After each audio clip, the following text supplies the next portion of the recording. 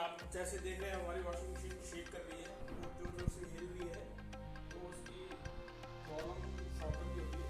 अगर हम इसको रिपेयर करेंगे शॉकर से नहीं होगी, इतनी तेज से हिलती है कि चलते चलते आगे तक आ जाए।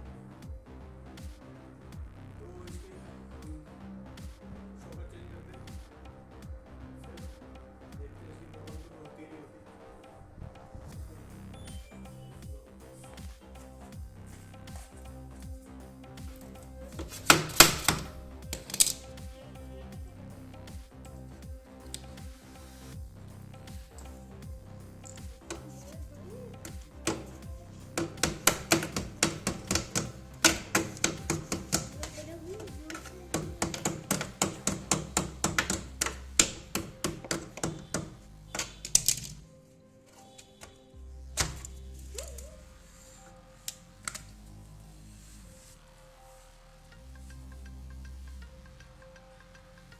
थोड़ा सा ऑयल लगा लेंगे, इससे ये थोड़ा